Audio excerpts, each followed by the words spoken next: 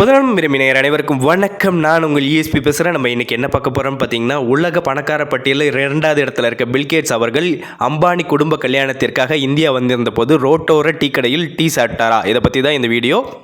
வாங்க வீடியோக்குள்ளே போயிடலாம். இவர் யாருன்னு பார்த்தீங்கன்னா, நாக்பூரில் சாலை ஓரத்தில் டீ கடை வச்சுருக்காரு. இவர் டீ போடுற ஸ்டைலுக்கே அவ்வளோ ஃபேன்ஸ் இருப்பாங்க. இவர் டீ போடுற ஸ்டைலை வச்சே இவர்கிட்ட டீ குடிக்கணும்னு சொல்லிட்டு நிறைய பேர் வருவாங்க. அவர் சிகரெட்டை பற்ற வைக்கிற விதமாக இருக்கட்டும், டீ பால் ஊற்றுற விதமாக இருக்கட்டும். இங்கே ஃபோட்டோலேயும் நீங்கள் பார்த்துருப்பீங்க, பால் எப்படி ஊற்றுறாருன்னு பார்த்தீங்களா?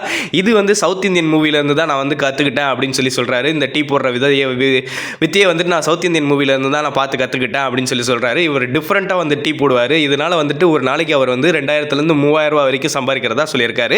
இவர் எப்படி பில்கேட்ஸுக்கு டீ போட்டு கொடுத்தாரு அப்படின்னு பார்த்தீங்கன்னா, ஹைதராபாத்லேருந்து ஒரு கால் வந்திருக்கு. இது மாதிரி நாங்கள் சொல்கிறவங்களுக்கு நீங்கள் டீ போட்டு தரணும் அப்படின்னு சொல்லியிருக்காங்க. சரி, உங்களுக்கு நாங்கள் நல்ல அமௌண்ட் பே பண்ணுறோம் அப்படின்னு சொல்ல உடனே சரின்னு சொல்லிட்டு இவர் கிளம்பி ஹைதராபாத் போயிருக்காரு. ஹைதராபாத்தில் பில்கேட்ஸ் அவர்கள் இருக்காரு. அவருக்கு இவர் டீ போட்டு கொடுத்துருக்காரு. ஆனால் இவர் தான் பில்கேட்ஸ் அப்படிங்கிறது தெரியாது.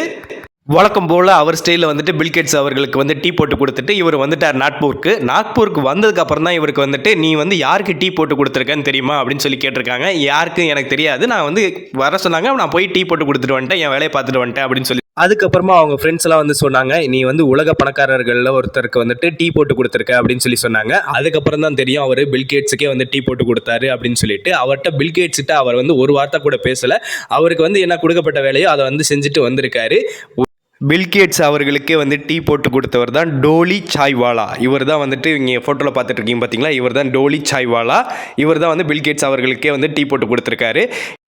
டோலி சாய்வாலா அவரோட வேலையை மட்டும்தான் செஞ்சுக்கிட்டு இருந்தார். ஆனால் பில்கேட்ஸ்க்கு டோலி சாய்வாலாவை இன்ஸ்டாகிராம் மூலியமாவோ இல்லை வேறு எப்படி மூலியமாவோ தெரிய அவரோட ஸ்டைலில் டீ குடிக்கணும்னு சொல்லிட்டு பில்கேட்ஸே எப்படி சொல்கிறது, இவர்கிட்ட நம்ம டீ சாப்பிடணும் அப்படின்னு சொல்லிட்டு வந்திருக்காரு. அது மாதிரி தான் நீங்கள் உங்கள் வேலையை சிறப்பாக செஞ்சுட்டு இருக்கீங்க. நீங்கள் ஒரு தொழிலில் இருக்கீங்க, இல்லை உங்கள் ஒரு ஃபேஷனை நோக்கி ஓடிக்கிட்டு இருக்கீங்கன்னா, நீங்கள் உங்கள் ஃபேஷனை சிறப்பாக நீங்கள் செஞ்சுக்கிட்டு இருந்தீங்கன்னா உங்களுக்கான வாய்ப்புகள் கண்டிப்பாக கிடைக்கும்.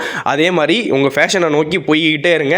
டோலி சாய்வாலாவுக்கு பில்கேட்ஸ் யாருனே தெரியாது. ஆனாலும் அவருக்கு கொடுக்கப்பட்ட வேலை என்ன, அவருக்கு சிறப்பாக டீ போட்டு தரணும் அப்படிங்கிறது தான். அந்த வேலையை சிறப்பாக பண்ணி கொடுத்துட்டு வந்திருக்காரு.